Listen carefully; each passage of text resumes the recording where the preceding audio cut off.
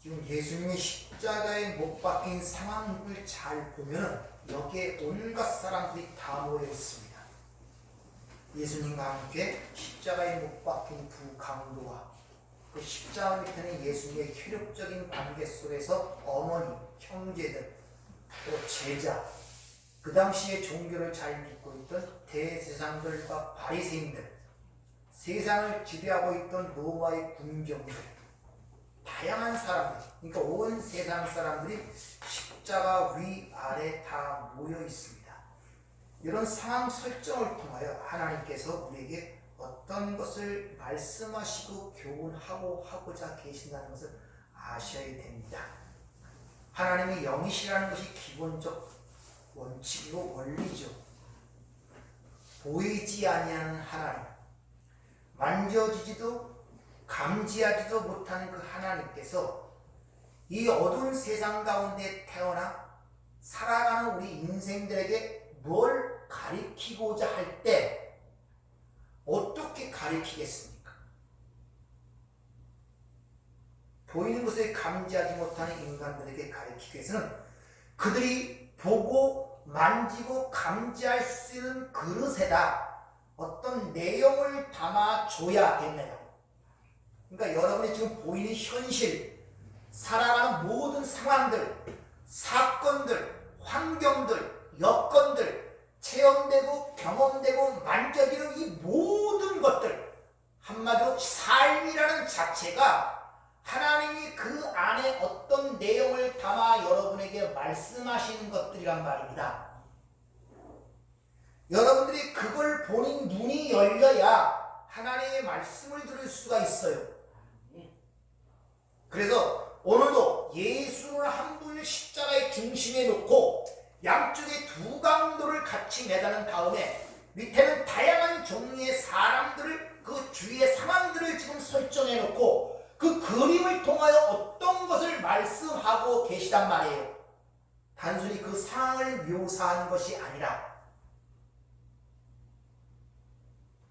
그러니까 십자가에 있는 두 강도의 모습이나 또 머리에 쓴 팻말에 쓰인 그 팻말이나 밑에서 예수님의 옷을 나누고자가 제비를 뽑고 하는 군병들의 모습이나 네가 하나님의 아들은 내려가라 밑에서 욕하고 그 조롱하는 대상들과 바리새인들의 모습이나 예수의 십자가에 달려 죽는다고 육적인 감정에 의해 애걸복걸하고 물고 하는 그 혈육적인 형제들이나 그 모습 전체가 현실 속에 일어난 일이지만 그 안에 담겨진 하나님의 어떤 메시지가 있단 말입니다.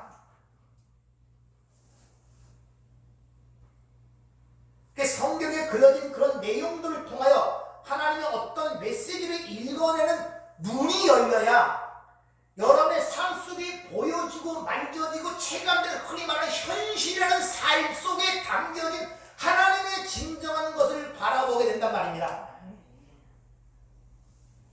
그게 아니면 단지 눈에 보이는 것, 성공하는 것, 출세하는 것, 맛있는 것, 맛없는 것, 아픈 것, 고통스러운 것, 가난한 것, 부유한 것, 그것에만 관심을 쓰게 돼요. 그 안에 담겨진 하나님의 것을 발견하지 못하니 거기만 목을 내고 거기에 의하여 끌려가는 형국이 된단 말입니다.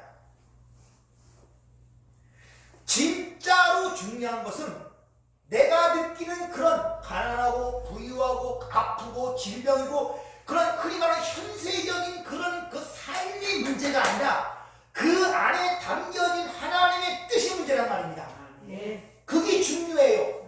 성공이냐 실패냐가 중요한 것이 아니라 봉사냐 봉사가 아니냐가 중요한 것이 아니라 그 안에 담겨진 하나님의 뜻이 중요하단 말입니다. 그걸 보지 못하면 보이는 것에 계속 끌려가요. 제자들처럼. 누구의 죄로 인하여 이 소경으로 났습니까? 한번 설정을 잘 보세요. 십자가에 달린 두 강도는 세상에 의하여 정죄된 죄인으로서 극악한 죄인으로서 달렸습니다. 밑에 있는 사람들은 죄를 짓지 않은 사람들이고 세상적인 관점으로는 의인들이고 십자가에 달린 강도들은 죄인들이에요. 이게 세상이 보는 선악과의 논리에 의한 장면이란 말입니다.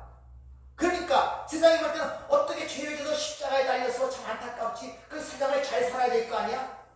밑에서 그렇게 보는 사람은 의인이고 세상에서 볼 때 그런 삶을 요구하고 그게 선악과의 논리란 말이야. 근데 하나님의 판단에서는 십자가의 죄를 지고 달린 두 강도나 밑에서 종교를 잘 믿고 세상의 부와 지위를 갖고 있고 그런 그들이나 내 일반인 죄인임을 지금 폭로시키고 있는 거예요. 그나마 똑같단 말입니다. 세상에서 똥 묻은 게 겨묻은 게 나라는 걸 말했죠. 여러분 하나님의 관점에서 그런 시각이 열리지만 항상 그런 입장이에요. 네가 왜 거기 달렸어? 너는 왜 그렇게 못 살아? 너는 왜 그렇게 아파? 너 하나님 믿는다면서? 너 죄인이니까 거기 달린 거요. 항상 이렇게 상대를 평가하고 비난하고 자기를 자랑하고 그거 뒤에서 나는 낫다는 생각으로 살아가게 된단 말입니다.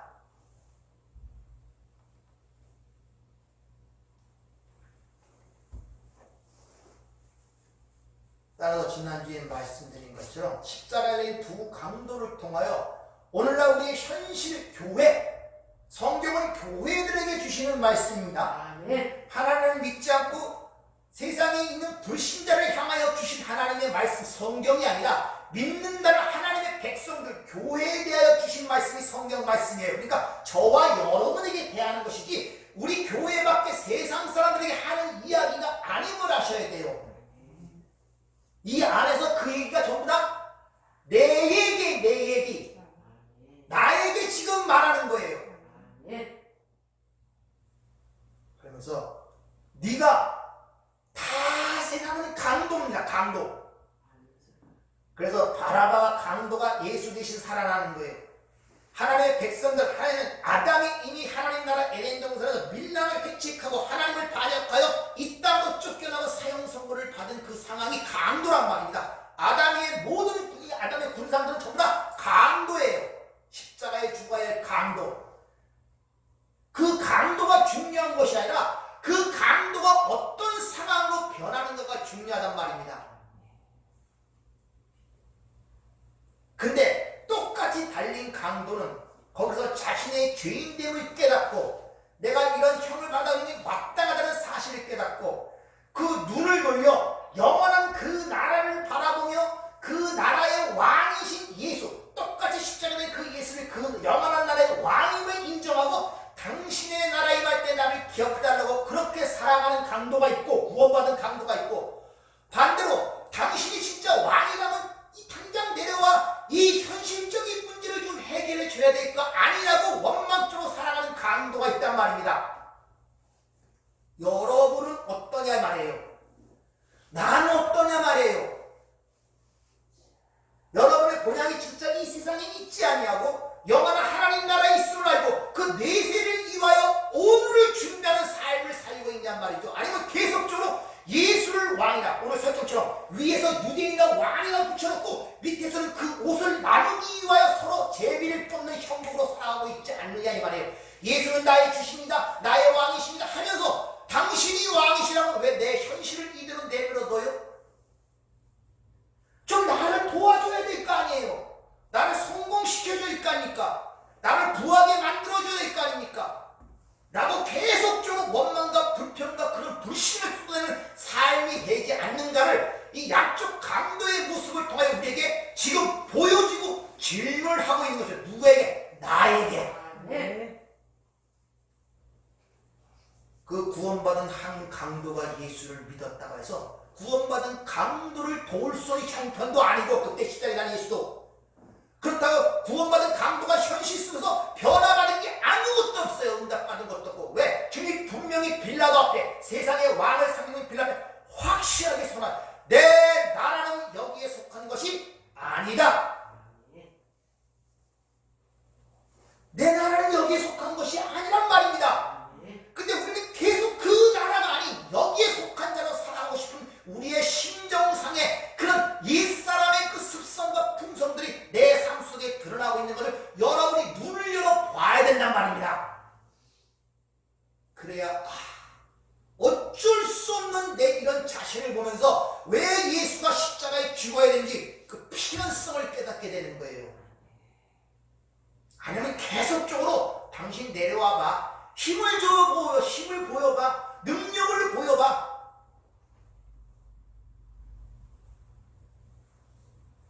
오늘날 교회의 현실이 어떤가를 이런 것을 통하여 우리에게 질문하는 거예요.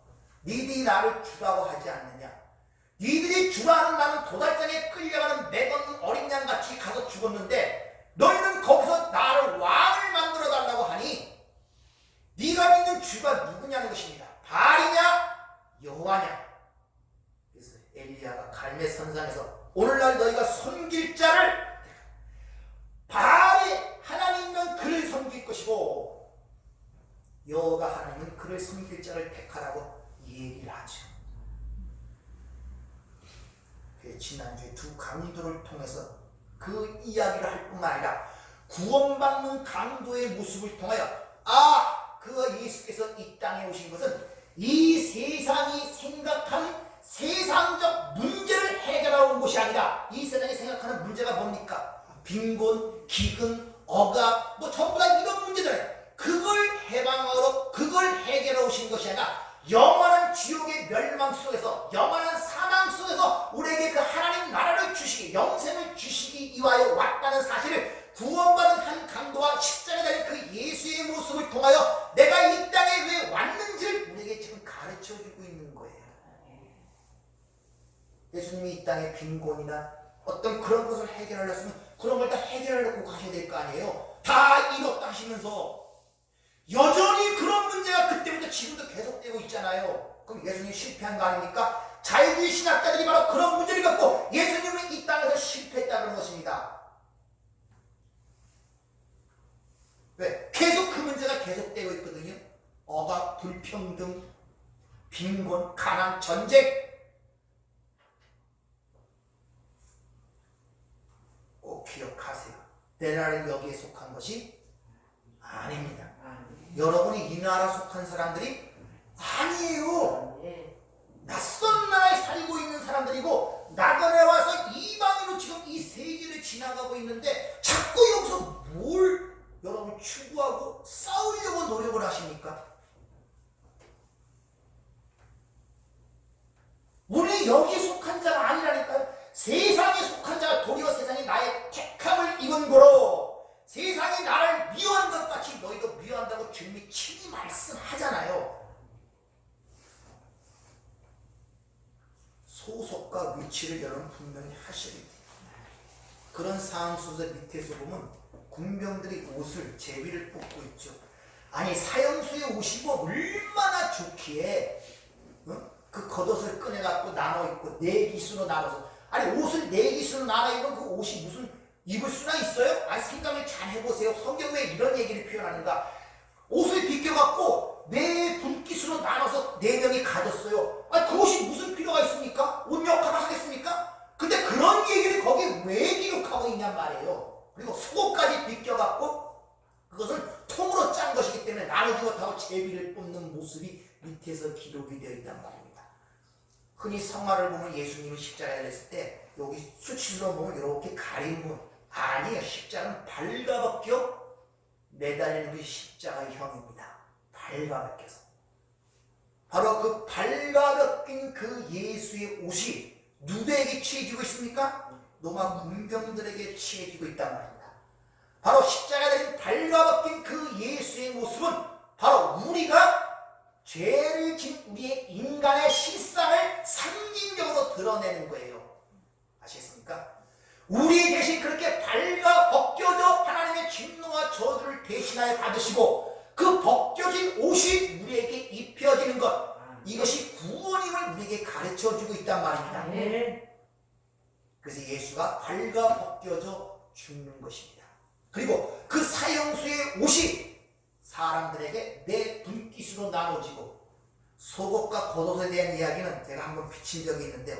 이거 산상수할 때 겉옷은 하나님의 은혜, 속옷을 달라면 겉옷까지라 해요. 속옷은 통으로 짰다 그러죠. 율법을 상징합니다. 유대서에 보면 더러운 육체에 더러워진 옷이라 그래요. 그것을 그러니까 율법과 그 은혜의 옷을 은혜는 내 분깃, 내 수로 넷으로 완성이 돼. 하나님 나라가 정사각형 아닙니까? 넷으로 완성되어 그들에게 주는데 율법은 절대 나눌 수가 없어요. 이건요. 하나란 말입니다. 그런 문제가 이제 용어지로 얘기하면 또 너무 복잡해지니까 일단은 우리가 벗겨져야 할 그 장소에서, 발라벗겨야 할 그 장소에서 예수님이 대신 벗겨지고 그분의 옷이 우리에게 입혀지는 구원의 이야기를 이 로마 군병의 이야기를 통해 가르칠 뿐만 아니라 반드시 인간은 그렇게 발라벗겨진 인간이 하나님의 의의 옷이 입혀져야 한다는 사실을 우리에게 가르쳐주고 있단 말입니다. 그래서 땅으로 뜬 피조물은 반드시 하나님의 의의 옷을 입어야만이 하나님 나라에 들어갈 수 있다는 걸 비유로 말씀해갖고 바로 혼인잔치 청함을 받은 자에게 보니까 예복을 주죠. 그래서 예복을 얻는 자에게 너 예복 옷이 왜 들어왔느냐? 유구무늬를 밖에 쫓아 어두운데 내보내라 그랬죠. 하나님의 주시는 예복. 우리는 천국을 갈 건데 우리가 나를 이 신부의 치장을 내가 나를 치장하여 신랑을 맞이하는 것이 아니라 우리는 위로부터 치장이 되어진다는 사실을 아셔야 됩니다. 그래서 요한계시록 21장에 보면 거룩한 성, 즉 신부를 상징하는 교회, 거룩한 성 새 예루살렘이 하늘로부터 내려오지 지상으로부터 하늘에 올라가는 모습으로 그려지지 않는다는 것을 아셔야 돼요. 하나님에 의하여 신부가 단장되는 것이지 우리가 우리 자신을 단장한다는 사실이 아님을 아셔야 돼요. 그래서 창세기 3장에 보면 선악과를 먹고 하나님의 부끄러움을 가리기 위하여, 벌거벗음을 가리기 위하여 스스로 옷을 해입죠. 무화과 나무 잎으로. 근데 그거 못 가린단 말이야. 그래서 그 다음 구절에 보면은 하나님이 그 옷을 벗겨내고 가죽옷으로 지어 입히는, 하나님이 직접 옷을 지어 입히는 모습으로 이미 창세기 3장에서 우리에게 가르쳐주고 있단 말입니다. 이렇게 하나님이 주시는 옷으로만 우리는 입을 수가 있는데 인간들은 자신의 부끄러움을 가리기 위해서 세상의 힘과 가치와 자랑과 명예 등으로 자신의 수치를 가리려고 해요. 여러분, 성범죄가 옷을 입는 이런 문명사회보다도 벌거벗고 사는 저런 아마존이나 저런 데가 훨씬 없는 거 아십니까? 이게 전부 다 부끄러움을 가리기 위한 것들이에요. 이런 것들이. 왜 그렇게 사람들이 보석의 치장에 그렇게 신경을 쓰고 옷의 치장에 신경을 쓰고 명예에 신경을 쓰고 그런지 아십니까? 부끄러움을 가리기 위해서, 인간의 연약함을 가리기 위해서, 그것들로 자신의 힘으로, 자신의 옷으로 치장을 해 입는 것들이 바로 이 세상의 힘과 자랑과 가치란 말입니다. 그래서 옷으로 사람을 판단하고 그러잖아요. 그래서 옷 벗겨놓으면 그게 그건데 옷으로 치장되어 있는 걸로 그 사람의 가치 평가를 하니까 그 자신의 그 취약하고 연약한 부끄러운 모습을 가리기 위해 인간들은 거기에 올인을 하는 거예요. 세상의 힘과 명예와 가치. 스스로 자신을 가리려고. 이것이 바로 창세기 3장에 무화과 나무 잎으로 치마를 해입으로 스스로 부끄러움을 가리려는 아담과 하와의 모습이 재현되고 있단 말입니다. 그런데 인간들이 만들어내는 그 의의 옷은 이사야가 이렇게 얘기합니다.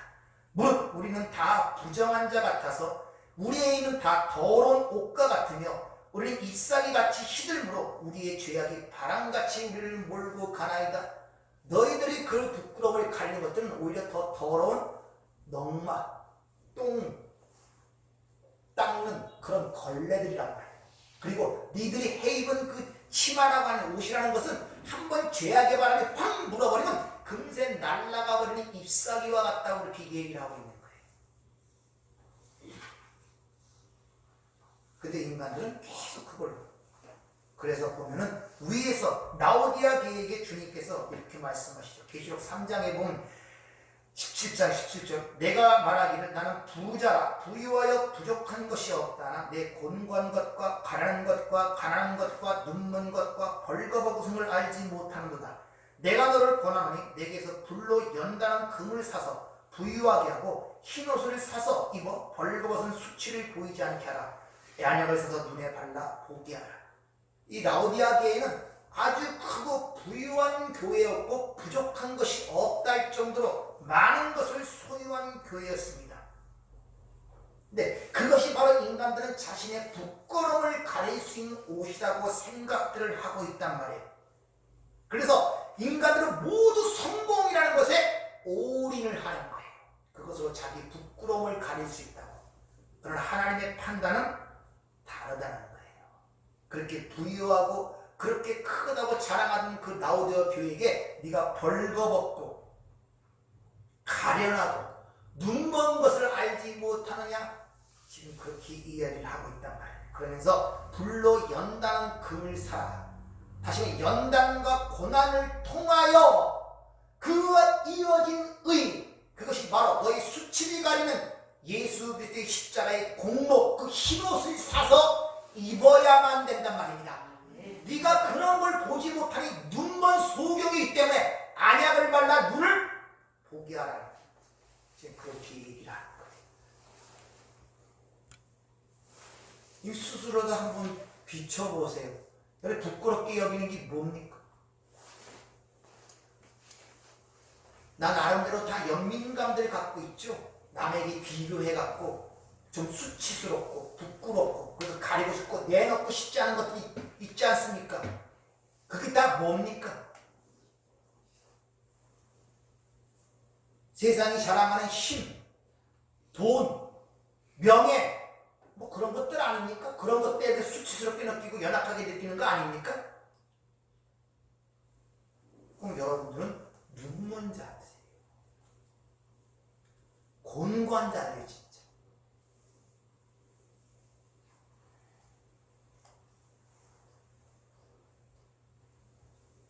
우리의 부끄러움과 우리의 연약함을 가릴 수 있는 것은 이 세상이 자랑하는 힘과 성공과 부유함이라는 것이 아니라 연단을 통하여 바로 하나님의 의에 이르도록 하는 그 연단을 통하여 우리의 수치를 가릴 수 있는 유일한 옷, 바로 예수님이 벌거벗겨지고 준 옷, 그 옷만이 우리의 부끄러움을 가릴 수 있다는 사실을 우리에게 가르쳐 주기 위해서 예수를 왕이라고 붙인 그 팻말에 하필 히브리어, 로마어, 헬라어로 기록됐다고 성경은 지금 우리에게 일러주고 있다는 것입니다. 그러니까 여러분들이 지금 못 가진 것, 못 배운 것, 가난한 것, 이것이 부끄러운 것이 아니다. 성경이 부끄러운 것은 자신이 티끌인 존재임을 깨닫지 못하고 마치 내가 모든 것을 할 수 있느냐, 세상의 힘을 추구하고 가치와 명예와 돈과 재물을 통하여 자신의 행복과 만족을 이룰 수 있는 것처럼 생각하는 그들이 진정 부끄러운 자들이란 말입니다. 이렇게 시각이 변해. 그래서 제가 항상 말씀드리지만 인간이 태어나고, 잘 보세요. 인간이 태어나고 어렸을 때부터 배워요. 보고 듣고 만지는 것이 하나하나 형성이 됩니다. 그 안에 들어가 축적이 돼요. 경험이 되고 축적이 되고 그게 받침이 됩니다. 어떤 것이, 어떤 단어와 어떤 말이 들어왔을 때 어렸을 때 배우는 그 축적에 의하여 막 찾습니다. 그걸 찾아갖고 그것에 경험된 것에 의하여 그것이 받아들여져요. 쉬운 말로 복받고 살고 싶잖아요. 그러면 어렸을 때부터 듣고 배우고 경험한 것이 세상이 정의한 복이에요. 성공하는 것, 돈 버는 것, 뭐 이것이 행복의 근원이고 이것이 인생의 의미고 이것이 자아의 성취고 그런 것들이 밑에 형성이 되어 있어요. 그러니까 하나님이 복 그러면 그게 들어와 갖고 그 관점에서 해석이 되어 나한테 들어와요. 왜곡이 되어 들어온단 말입니다. 아시겠습니까? 여러분들이 예수 믿고 거듭난 어린 학교는 그 첫 번서부터 여러분은 하나님의 말씀을 받아들일 기반을 만들어야 되는데, 그래서 내가 죄가, 성경에 말하는 죄가 뭔지, 성경에 말하는 복이 뭔지, 생명이 뭔지, 죽음이 뭔지 이런 문제에 대해서 계속 여러분들에게 자꾸 그것을 이야기를 하는 거예요. 악이 뭔지, 착함이 뭔지, 영생이 뭔지. 그게 안 되면은, 그 기반이 안 깔리면 어떤 얘기를 하도 세상 것으로 들어와요. 어떤 얘기. 그러니까 변화가 되질 않아요. 10년을 믿어도 20년을 믿어도 거기서 고기예요.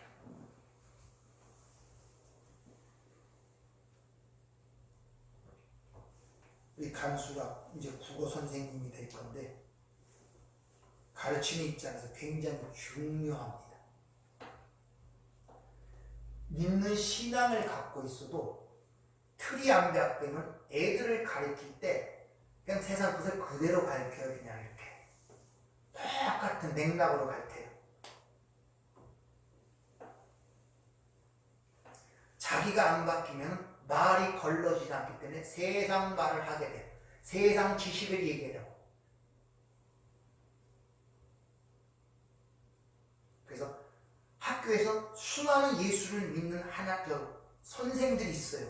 정치고 경제고 다 예수 믿는 사람 엄청 많아요. 근데 그들이 가는 곳에서 변화가 일어나지 않는 이유는 그들의 사고방식과 모든 틀이 세상과 똑같다. 다른 것은 주일날 교회 가고 그냥 여러 신 중에 내가 하나님을 믿고 예수를 믿는다는 그거 외에는 다른 게 없습니다. 복이라는 개념도 똑같고 성공이라는 개념도 똑같고 죽음이라는 개념도 똑같고 삶이라는 개념도 똑같아요. 생각하는 거, 말하는 거, 보는 관점.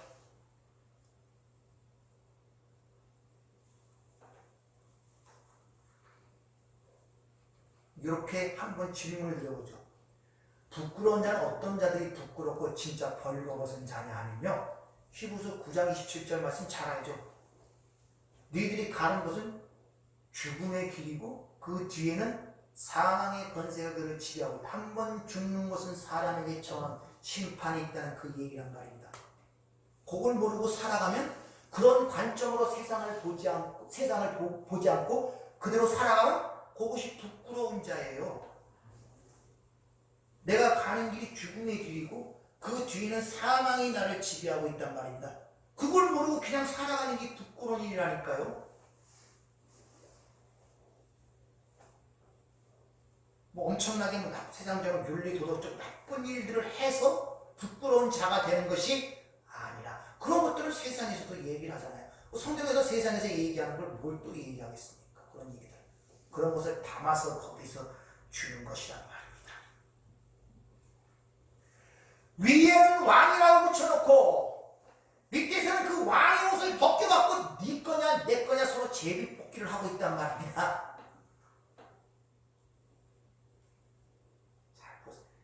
예수가 주고 예수가 왕이라고 하면서 밑에서는 여전히 그분이 주시는 어떤 은혜의 단편들만 갖고 네 거냐 내 거냐 싸우고 있단 말입니다. 왕이라고 붙여놓고 왕을 인정해 주지 않는 것은 조롱하는 것입니다. 예수가 나의 주라고 고백하면서 주라고 고백하는 삶을 살지 못하면 내 행동이 그거와 전혀 반대되는 행동을 한다면 그것은 왕을 조롱하는 거예요. 주를 조롱하는 거란 말입니다. 그 형국이 지금 상황 속에서 지금 벌어지고 있단 말입니다. 히브리어는 율법, 종교, 윤리, 도덕의 최고입니다. 로마는 세상의 권세와 힘과 부를 상징하고 헬라는 모든 지식과 지혜의 근본입니다. 이 세상의 모든 걸 통칭하여 히브리, 로마, 헬라. 그러니까 예수는 모든 것의 왕이라고 합니다. 근데 세상이 생각하는 그 모든 것들, 종교, 윤리, 도덕, 지혜, 지식, 세상의 부와 힘, 그것이 바로 인간들이 자신의 부끄러움을 가리려고 부단히 갖고자 하는 것들 아닙니까? 근데 그 모든 것이 왕이 누구라고요? 예수라는 거예요. 그걸 상징적으로 지금 보여주는 거예요. 그래서 유대인이나 왕이라 써놓고 히브리어, 로마어, 헬라어로 썼다고 성경은 그렇게 기록을 하고 있습니다. 근데 어둠의 세상은 그분이 누군지 몰라요. 어둠이 이미 참 요한복음 1장부터 어둠이 빛이 비칠 때 빛이 어둠이 비칠 때 어둠이 깨닫지 못하다. 그가 세상에 계셨으면 세상이 그런 걸 알지만 세상이 그걸 알지 못하였고 자기 땅에 오면 자기 백성이 영접지 아니했다고 이미 이야기를 하죠. 그래서 고린도서 2장 8절에 보면 이 지혜는 이 세대의 통치자들이 한 사람도 알지 못하였나니 만일 알았더라면 영광의 주를 십자가에 못 박지 아니했으리라. 기록된 바 하나님이 자기를 사랑하는 자들에게 예비한 모든 것은 눈으로도 보지 못하고 귀로도 듣지 못하고 사람의 마음으로도 생각지 못하였다 함과 같으니라. 눈으로도 보지 못하고 귀로도 듣지 못하고 마음으로도 생각지 못하였다. 오직 성령으로만 이것을 보이셨다 뒤에 이렇게 연결이 되고 있다는 것입니다.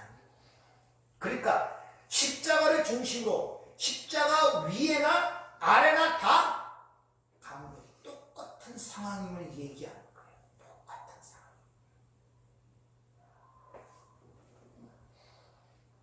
그런데 거기서 구원받은 한 강도의 모습은 똑같은 상황 속 그들과 다른 게 하나가 있어요. 뭡니까?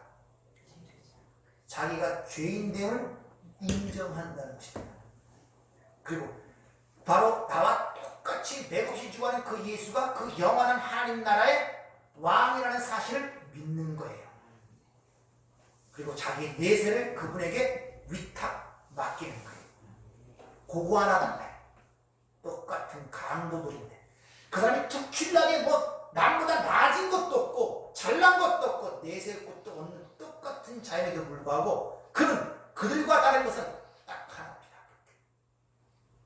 자기 죄인됨을 인정하고 자기의 내세를 하나님께 부탁하는 그 모습이란 말입니다. 네. 자, 그런 십자가의 상황을 통하여 위아래가 똑같은 상황이라는 것을 폭로시키는 동시에 그래서 예수의 십자가의 의의 옷이 필요하다는 것을 필연성을 드러낼 뿐만 아니라 이 세상의 모든 자들은 다 죄인이라는 사실을 동시에 폭로하고 있는 거예요.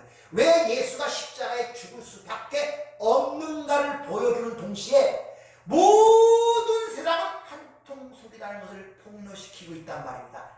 하나님 잘 믿는다는 대제사장이나 바리새인들이나 밑에 있는 혈육적 관계에 있는 형들이나 어머니나 동생들이나 그 따랐던 제자들이나 세상으로 제자보다 강도가 아닌 강도나 내 일반 의인은 없나니 하나도 없다는 사실을 그 십자가의 사건을 통해 지금 우리에게 폭로를 시키고 있는 거예요.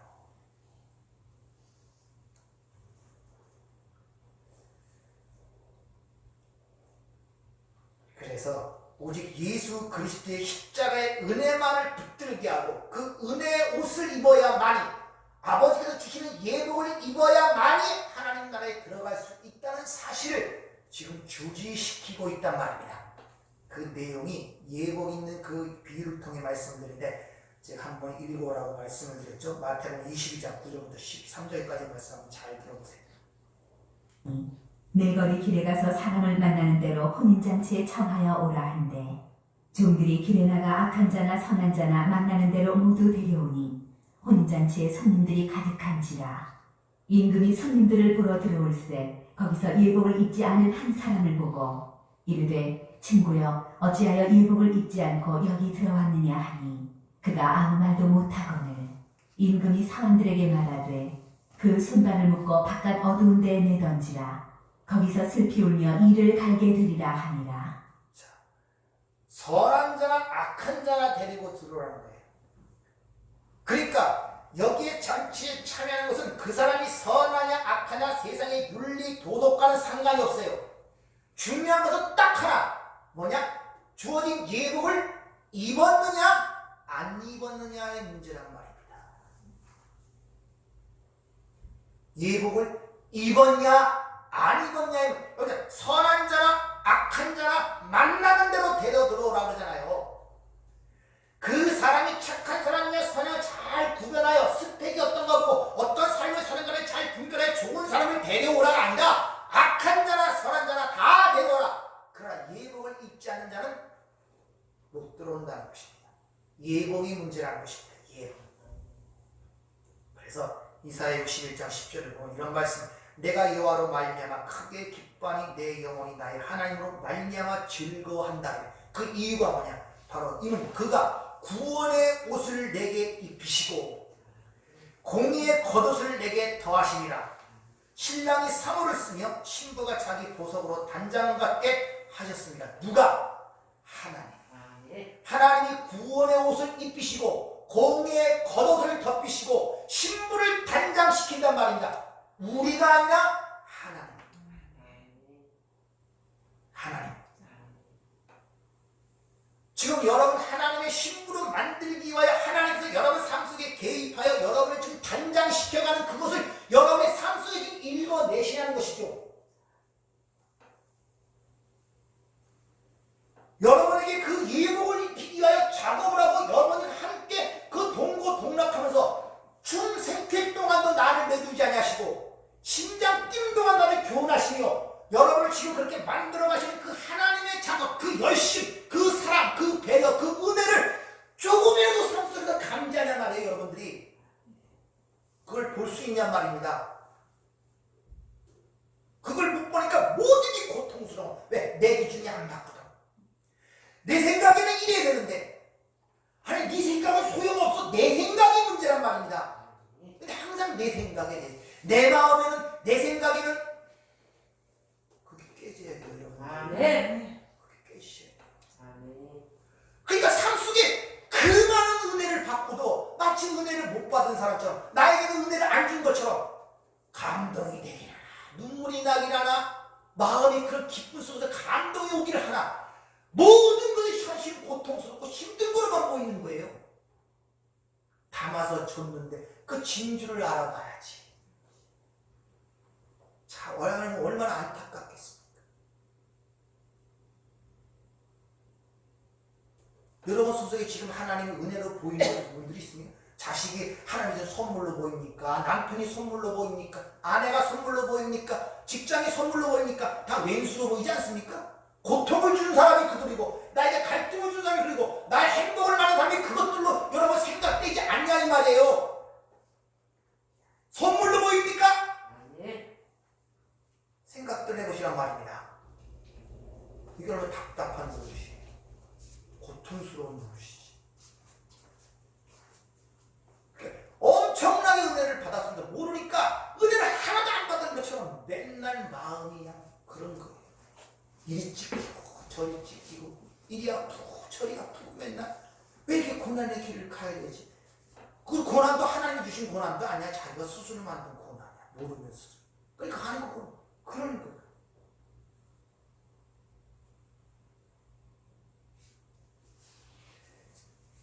오늘 십자가의 상황을 통하여 지금 우리에게 일러주고 있는 거예요. 그래서 성도들에게 진짜 복이 무엇인지, 진짜 부끄러움이 무엇인지를 이 땅에서 가리키기 위하여 그들에게 불같은 연단을 하게 하시는 거예요. 니들이 그렇게 의지하고 네 행복과 만족과 평안을 가져올 것처럼 생각하는 그것들, 하나님이 한꺼풀 한꺼풀 다 벗겨내시는 거예요. 그래서 지난주에 말씀드린 것처럼 아사살의 삶을 내도록 광야에 내려두시고, 그들이 애굽에 살던 400년 동안 애굽파 세상 사람들이 그들을 끌어내어 가나안 땅에 바로 들어가지 않도록 광야 40년을 통하여 그들의 껍질을 완전히 벗겨냈는데, 옛사람 60만이 다 거기서 죽어요. 옛사람이. 그리고 맨날 애굽을 추억하는 그들이다. 우리가 애굽에서 나오면 곧 뭐가 될 줄 알았어요. 하나님 차에서 옮길 줄 알았습니다. 그래, 니들이 배고파서, 배가 고파서 나를 원망하는지 한번 볼까? 만나를 내려줬어요. 코가 삐뚤어지도록 먹도록. 처음에는 맛있게 먹습니다. 꿀 같은 과자나. 며칠 먹더니 그것도 실증이 나는 거예요. 니들의 문제는 그런 것이 문제가 아님을 가르쳐주면 되니까 끊임없이 원망하는 거예요. 끊임없이. 언제 한 번이라도 네가 나를 순종한 적이 있냐? 10번이나 나를 배역했다는 거죠. 애국에서 10가지 재앙을 통해 가르쳐주는데 그걸 또 못 깨달은 거예요. 그러면서 네가 내려와 봐. 그러면 믿어줄게 하는 그 상황이 똑같이 발생되죠. 우리가 애굽에 있었으면 좋았을 뻔했다. 거기서 고기도 먹고 부추도 먹고 마늘도 먹었다. 애굽에 종로로 탈 때 무슨 그렇게 고기를 많이 먹었겠습니까? 무슨 말입니까? 6월절 어린 양. 그 고기 먹은 거 생각하는 거예요.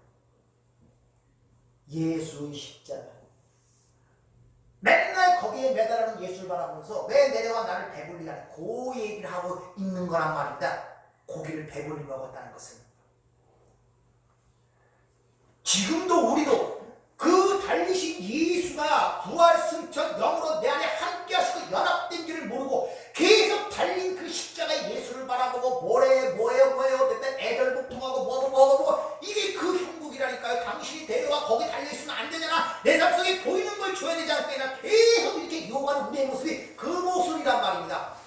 그리고 그것이 굉장히 신앙생활인 것처럼 십자가에 달린 예수 맨날 거기 달아놓고선 그 앞에 죄를 고백하고 뭐하고 죄 한 번 고백할 때마다 예수가 한 번씩 더 주는 거 아십니까? 그 죄물이 필요하거든요. 죄의 속죄는.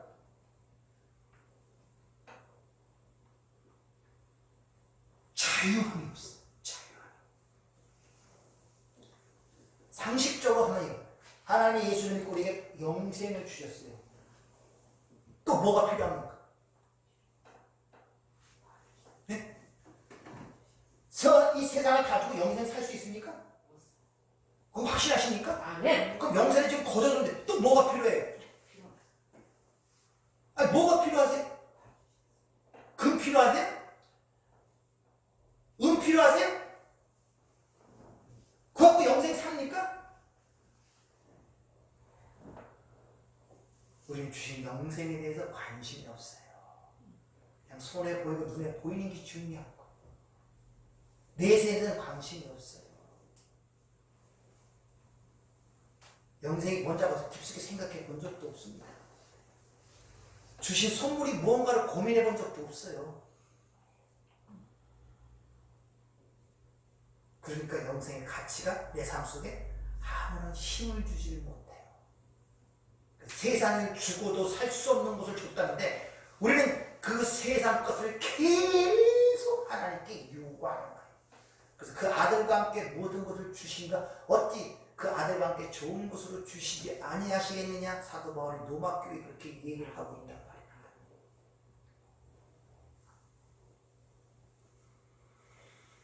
그래서 우리 삶 속에서 하나님이 개입을 하여 그런 것들을 벗겨내는 거예요. 내가 의지하는 거. 이것들이 이리저리 다 연결돼 있어요. 세상은 다 연결돼 있어요. 그거 하나하나 다 끊어나가요. 따라서 여러분에게 주어지는 모든 상황과 환경, 여건, 사건들은 영생이라는 것을 주어지는 그 사건의 관점에서 그 문제를 바라보고 이해하고 해석을 하려고 해야 되지 그 영생이라는 것이 사라진 다음에 보는 모든 것들은 다 헛것입니다. 영생을 주지 못하는 것이 무슨 필요가 있어요? 여러분 꿈이라는 말이 무슨 뜻입니까? 꿈이 왜 꿈이라고 합니까? 네? 꿈이 왜 꿈이에요? 여러분 꿈꿀 때도 있죠? 아니 꿈이 뭔지도 몰라요? 그럼 현실은 뭡니까? 여러분 꿈꾸고 있습니까? 현실을 살고 있습니까? 자, 꿈이라는 것은 왜 꿈이냐면 깰 때가 있어요. 그쵸? 꿈은 반드시 깹니다. 영원하지 않단 말입니다. 그럼 이 세상이 영원합니까? 영원히 가요? 그 세상이 꿈이라는 거예요.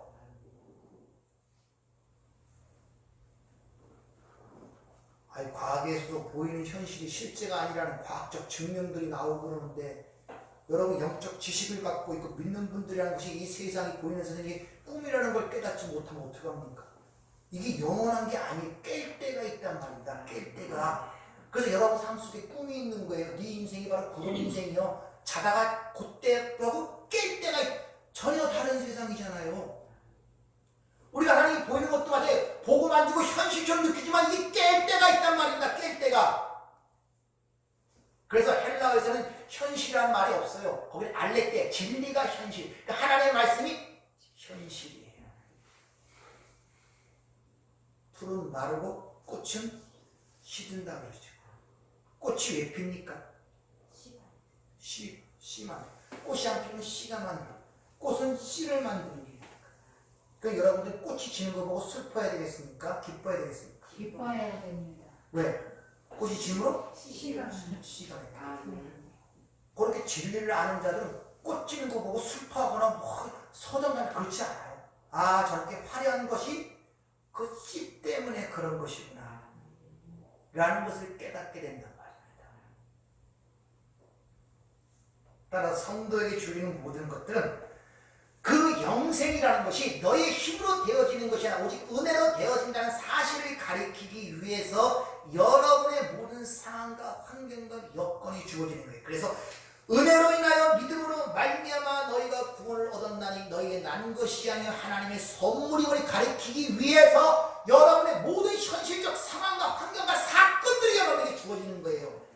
그러니까 진정 예수를 만나고 하나님을 만나는 사람들은 내가 욕망하고 내가 원하는 것을 받았을 때 하나님을 만나는 것이 아니라 내가 원하는 것을 빼앗겼을 때 진정한 하나님을 만나게 되는 것입니다. 그래서 간증들 되게 들어보면 밑바닥에서 만나는 사람들이 대부분이잖아요. 잘 나갈 때 만나는 사람 드물어요. 이상하게. 밑바닥에서 만나는 사람들이 많단 말입니다. 서로 그렇게 함으로 말미암아 어떤 상황과 어려움 속에서도 그들이 그런 데서 일어서는 모습을 세상으로 증거해 보이도록 하는 그걸 부활, 아나시스타임, 위로 똑바로 서다. 부활의 능력이라는 것입니다. 그것이 구부러지지 않고 어떤 상황과 환경 속에서 하나님을 향하여 찬송하며 이 자리에 오게 하신 그 하나님의 영광을 돌리며 죽어가는 모습, 이 위로 똑바로 서는 모습이에요. 이걸 부활이라는 단어로 아나이스템이 이렇게 이야기를 하고 있는 것입니다. 따라서 여러분들이 지금 그런 과정을 겪고 있다면 잘 이겨내셔야 돼요. 아니, 하나님께서 반드시 이겨내게 하실 거라는 것입니다. 그래서 하나님에 의하여 믿음의 눈을 받은 자들은 그런 과정을 통해서 오히려 하나님의 은혜를 발견하고 감사하고 찬양하는 쪽으로 나가지만 믿음의 눈을 받지 못한 자들은 이렇게 원망과 불평이 쏟아지게 되어 있단 말입니다. 같은 걸 줬는데 원망과 불평이 일어난단 말입니다. 세상 사자성어가 이 비유에 합당하죠. 조삼노사. 아침에 4개를 주고 저녁에 3개를 주셨으면 음식을 원숭이에게. 근데 어느 날 아침이 좀 모자라갖고 아침에 3개를 주고 저녁에 4개를 주겠다니까 대모를 일으키는 거예요. 무성무성되면서. 오늘 당장 보이는 현실에 급급하여 현세적 물질적인 중심을 두고 살아가면 그럴 수밖에 없습니다.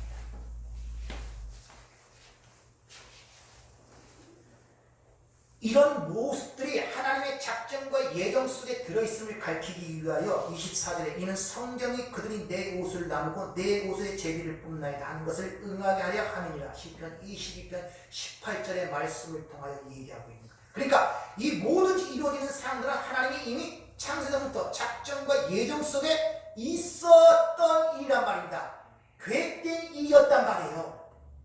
우연히 일어나는 것이 아니라 제비를 뽑는 일이라든지 두 강도가 잡혔다든지 한 강도는 구원받고 밑에서 가는 이런 수많은 그런 사건과 상황들이 자연 발생적, 우연 발생적으로 일어난 것이 아니라 이미 하나님의 작정과 예정 속에 계획되어 있었던 일임을 지금 우리에게 밝혀주고 있단 말입니다.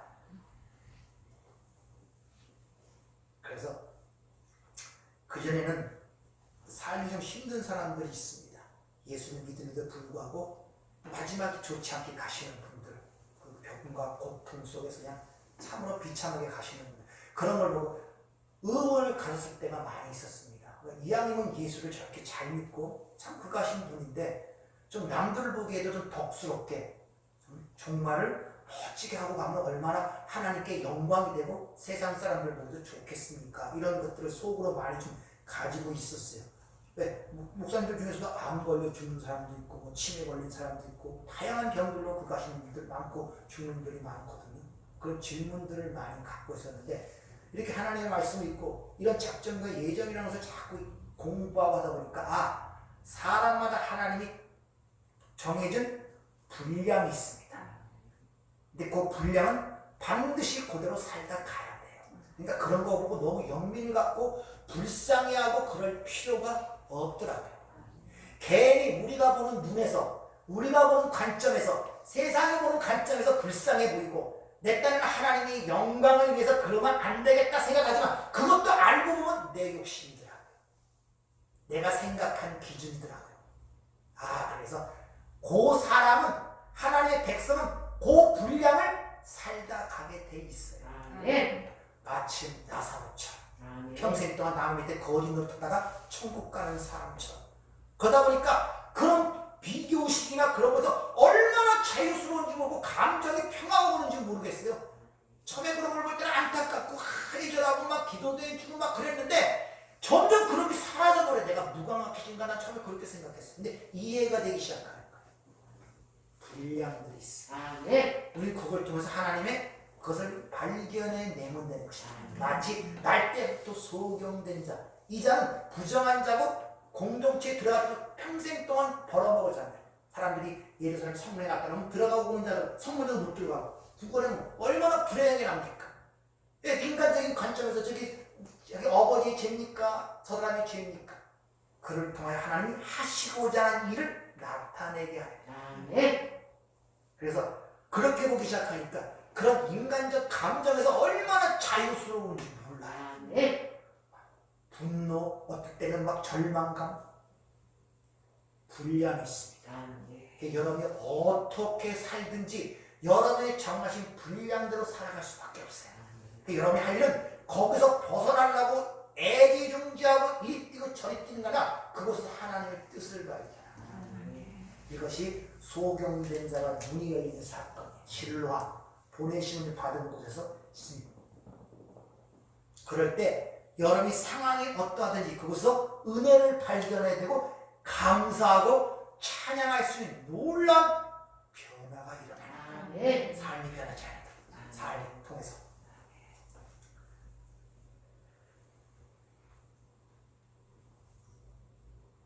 다시 한번 말하지만 예수님은 만나려면 세상이 추종하는 왕의 자리에서 세상에서는 못 만납니다. 예수님은 벌거벗겨져 십자가에 달린 그곳에서만 예수를 만날 수가 있다는 것을 여러분이 아셔야 돼요. 그러니까 자꾸 왕의 위치에 올라가서 왕적인 하나님을 만나려고 그러고 예수를 만나려고 하면 힘듭니다. 자칫하면 사탄을 왕으로 추종하는 그런 위험과 교만 유혹에 빠질 수 있다는 것을 여러분이 아시길 바랍니다. 따라서 여러분은 삶 속에서 여러분이 욕망하고 원하던 것들을 자꾸 뺏기는 그런 것들이 거부되는 경험들을 많이 하게 되지, 내가 원하고 바라는 것들을 충족시키는 그런 경험들이 점점 적어집니다. 근데 올바로 알게 되면 그것을 통하여 더욱더 하나님과 함께 된다는 사실을 여러분이 기억하시길 바랍니다. 그럴수록 내 원과 뜻대로 되지 않는다는 사실이 깨달아질수록 나의 삶의 주도권이 하나님께로 옮겨지고, 하나님께로 옮겨질수록 내 짐이 가벼워지니까 자유스러운 사랑을 할 수가 있어요. 그전에 어떤 사랑을 하려면 짐이 됐어요. 내가 뭘 해줘야 되니까. 그래야 사랑이 표현된다고 생각했거든요. 이건 삶의 주도권이 나에게 있어서 그래요. 여러분도 남편을 사랑하고 아내를 사랑하고 자식을 사랑한다는 그 말씀에는 엄청난 부담감을 느껴. 뭔가 해줘야 되니까. 감정도 그 사람에 대해서 좋아야 되고, 내가 치는 것도 그냥 참아야 되고, 뭐 이런저런 세상적인 걸 갖고 하려고 하니까 그 사랑이 얼마나 짐이 되고 힘들겠습니까? 내가 사랑을 하니까. 근데 삶의 주도권이 하나님께로 가게 되면 이 사랑이 자유스러워집니다. 자유스러워져요. 그리고 그 가운데 하나님의 나라가, 하나님의 영생이 채워지는 순간에 바로 세상이 줄 수 없는 기쁨이 그 삶을 장악하게 됩니다. 바로 그렇게 되면은 세상이 보이지 않고 주님만 보이니까 스데반 집사처럼 하늘이 열린, 거기로 우편에 서 계신 주님을 바라보게 되니까 극한 그 고통, 돌을 맞는 상황 속에서 자기의 돌을 던지는 그들을 향하여 기도할 수 있는 마음의 평정이 있고 사랑이 있단 말이에요. 그것이 이렇게 채워지게 되면 자동적으로 물이 채워지면 흘러나가게 되죠. 그걸 사랑을 흘려준다는 거예요. 그러니까 먼저 사랑을 받지 않고는 흘려줄 것이 없어요. 여러분이 하나님을 위해 내가 무엇을 하고자 노력하기 전에 먼저 하나님의 사랑을 받고 확인하세요. 확인을 하세요. 사랑을 알지 못하면 절대 세상적으로 철이 들지 않습니다. 부모님의 사랑을 알았을 때 철이 들어요. 지식적으로 철이 드는 것이 아니라 이미 국민학교 때부터 많이 배워왔어요. 부모에 대한 공경이라든지 부모 사랑이라든지 부모에 대한 표현이 얼마나 많이 배웠습니까? 아는 것으로 안 된다니까요. 부모의 사랑을 내가 느끼고 받았을 때 철이 들어요. 하나님의 사랑을, 예수의 십자가를 통해 하나님의 사랑을 내가 받고 알았을 때 철이 들어요. 그때 누가 시키지 않아도 자발적으로 하게 됩니다. 그리고 그 사랑을 흘려줄 때 그것을 받아 먹는 자가 또 소생, 살아나는, 그걸 복음을 전한다 그러죠. 원수를 사랑하라는 말이 그거예요. 그러니까 그 사랑을 받지 못하고 흘려내지 못하는데 원수를 사랑하라고 하면 엄청 힘든 거, 아니 불가능하죠. 어떻게 원수를 사랑합니까? 우린 불가능하다는 말입니다. 절대 불가능해요. 내가 지워지지 않고 절대 불가능하다는 말입니다. 따라서 여러분의 인생에 하나님께서 검을 던지고 저런 삶 속에 불을 던져 불을 사른다고 생각할 때 내가 세상에서 정을 떼야 되겠구나. 세상을 사랑하지 않더라도 세상에서 오래 살다 보니까 정이 있어요. 근데 대중가요에 가면 사랑보다 더 슬픈 건 정이라고 그러죠. 그 여러분들은 남편을 사랑하지 않더라도 정 때문에 사는 거예요. 떼지 못해서. 살아온 그래도 과정이 있기 때문에. 하나님께서 여러분 삶 속에 그 불을 던질 때 세상에 대한 정을 떼라는 신호로 알아두시면 됩니다. 근데 그것이 우리가 살 길이기 때문에 그렇다는 것을 여러분 믿으시길 바랍니다. 마지막으로 에베소서 5장 15절 말씀을 읽고 마치도록 하죠. 에베소 한번 찾아보세요. 5장 15절부터 21절까지 사도 바울이 교회에 이런 권면을 합니다. 에베소 5장 15절부터 21절까지 말씀 같이 한번 읽도록 하겠습니다. 그런즉 너희가 어떻게 행할지를 자세히 주의하여 지혜 없는 자같이 하지 말고 오직 지혜 있는 자같이 하여 세월을 아끼라. 때가 악하리라. 그러므로 어리석은 자가 되지 말고 오직 주의 뜻이 무엇인가를 이해하라. 술 취하지 말라. 이는 방탕한 것이니 오직 성령으로 충만함을 받아 시와 찬송과 신령한 노래들로 서로 화답하며 너희 마음으로 주께 노래하며 찬송하며 범사의 우리 주 예수 그리스도의 이름으로 항상 아버지 하나님께 감사하며 그리스도를 경외함으로 피차 복종하라.